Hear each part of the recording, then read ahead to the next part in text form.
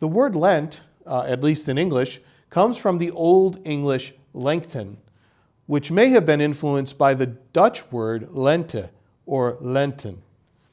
These words all mean springtime or spring season. They may also be related to the English word lengthen, or to make longer, which is precisely what's happening to the amount of sunshine we get in the Northern Hemisphere these days.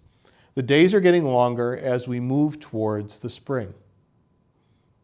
So I think it's appropriate to think of Lent not just as a season of 40 days, but also, as it has been called by others, the springtime of our souls.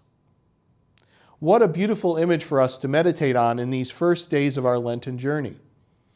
Often, especially those of us who are Catholic, can get very dour about Lent. It's a penitential season after all. It seems we should feel properly penitential. But if we think of Lent as springtime for our souls, we tap into what the Eucharistic prayers of the Mass remind us is a joyful season in which we prepare to have our minds and hearts renewed. So in this season of spiritual reflection and discipline, we're being invited to reflect on what we're doing with our lives and how God's Spirit might be urging us to newness of vision and new hopefulness.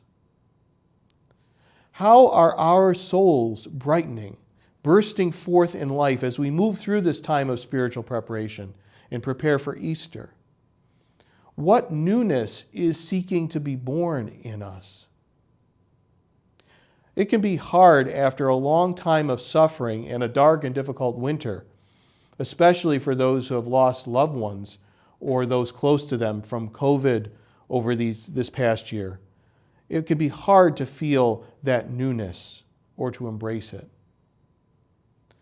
But always faithful, God gives us the perspective and the power we need to move forward on our journey, to deepen our faith and deeper union with God and others. In today's readings, God speaks to us through the prophet Isaiah and reminds us of how we come to this newness of spirit. It's a veritable checklist of doing charity and justice, of caring for others. And it is a good checklist to remind ourselves of, especially now. Remove oppression and lies. Feed the hungry. Care for the afflicted.